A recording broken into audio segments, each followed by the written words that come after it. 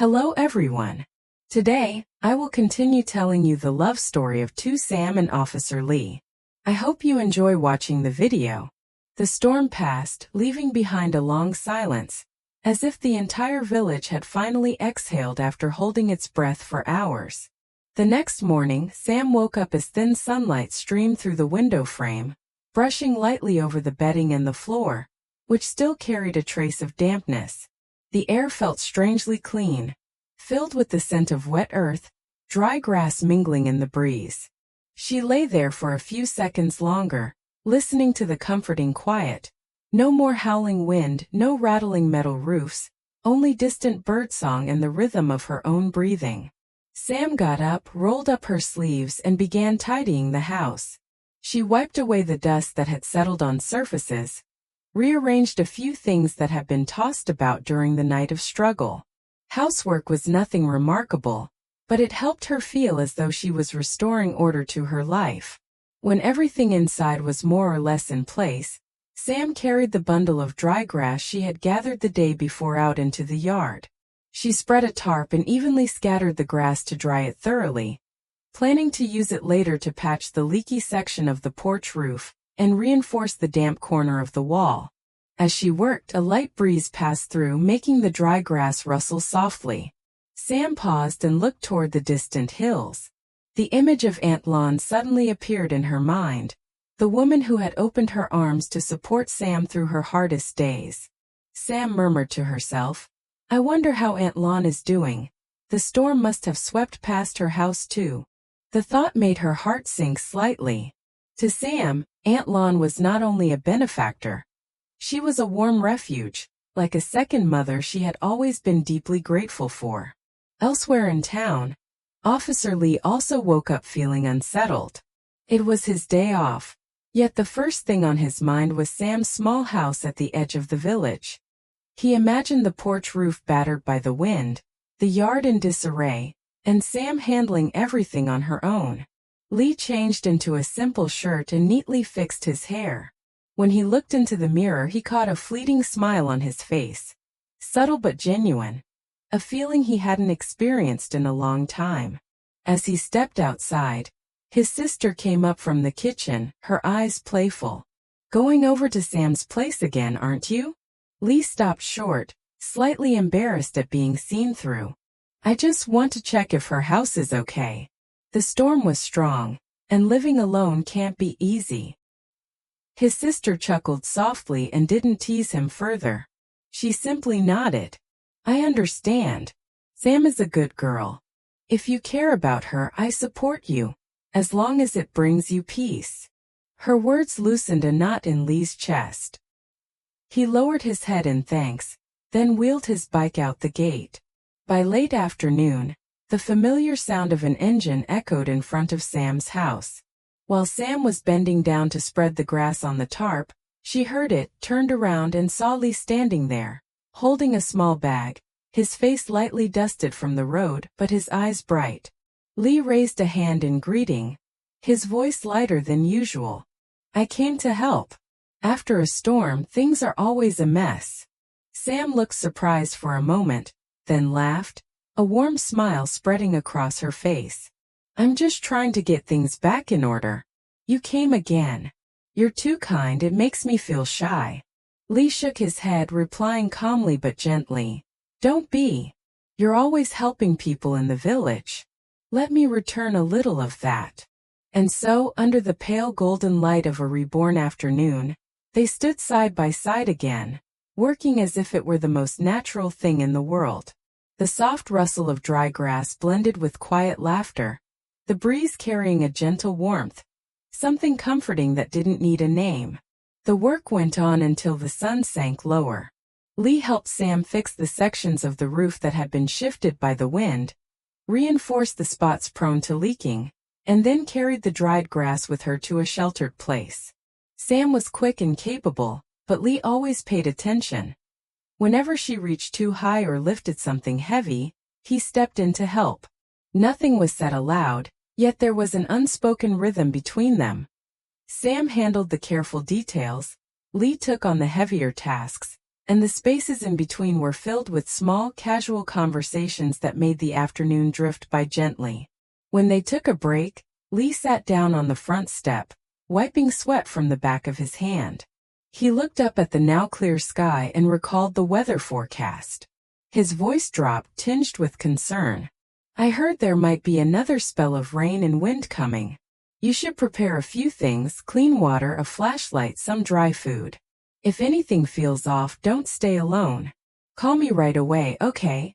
Sam stood still for a moment. Those words weren't just the responsibility of someone in law enforcement.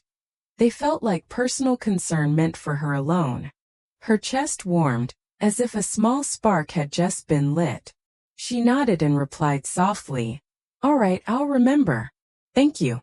You always think of me." Lee looked at her, his gaze gentle yet steady. "I'm just doing what needs to be done. I should stop by the station for a bit. You rest. Don't push yourself too hard." Sam walked him to the narrow path and watched his figure fade into the distance. She stood there for a long while, her hand loosely holding the hem of her shirt, feeling something both unfamiliar and close. When she turned back into the house, the emptiness no longer felt as heavy, replaced instead by a fullness she couldn't quite name. Sam went into the kitchen and decided to brew a pitcher of fruit tea. She washed a few slices of apple and orange, cut them thin, placed them in a glass pitcher, and added a few sprigs of mint she had just picked from the garden. As she poured in warm water, a lightly sweet, refreshing aroma spread through the room.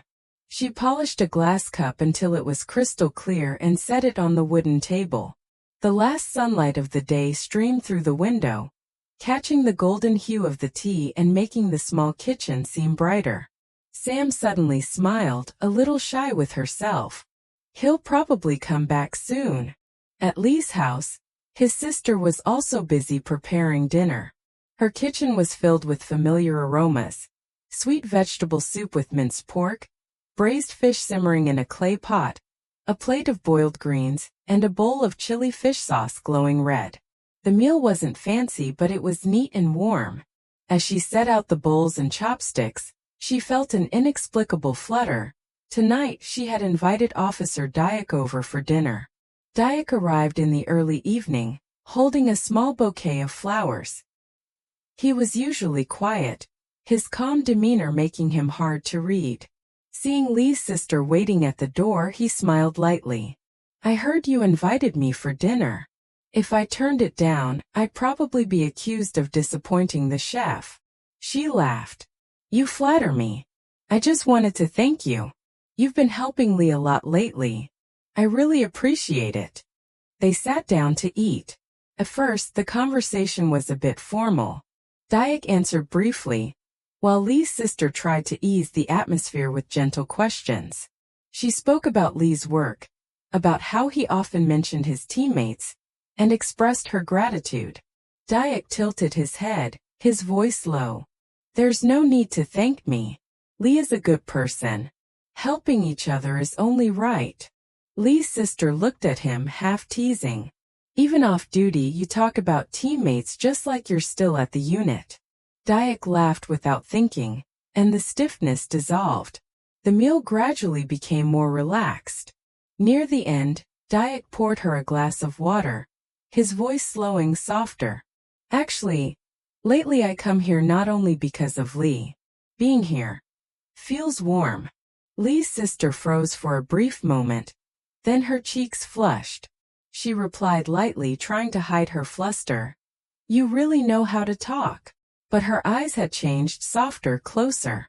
Outside the window, the night breeze drifted in, carrying the lingering scent of food. A dinner meant as a simple thank you had quietly opened the door to something new. That evening, just as Sam finished watering the vegetable beds behind the house, the familiar sound of a motorbike came drifting in again. She looked up and saw Lee standing outside the gate, carrying a heavy bag. The rich aroma of roasted chicken mixing with the scent of herbs and a few green limes, all carried gently by the wind. Lee stepped inside, his voice warm yet slightly hesitant. "I just came back from the market.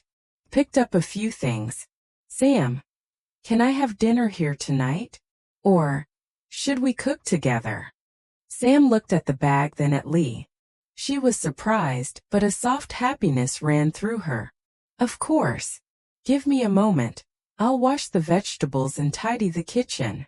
The small kitchen suddenly felt lively. Lee sat beside the charcoal stove, brushing honey over the golden chicken skin and turning it steadily. Firelight flickered across his face, making his eyes look warmer. Beside him, Sam sliced cucumbers and tomatoes. The steady tap of the knife against the cutting board blended with the crackle of burning wood. Every now and then they glanced at each other, then laughed at some casual remark. Sam inhaled deeply and teased. I didn't know you could cook this well. It smells amazing. Lee smiled. Try a piece. Sam took a bite, sweet and savory flavors melting together. Just smoky enough. Her eyes widened. Oh wow, it's really good. Have you been hiding your skills? Lee put on a serious face. If you keep praising me, I'll cook more often. When the food was ready, they carried it out to the wooden table on the porch. The sky had darkened. Fireflies blinked in the garden, and the breeze was cool and gentle.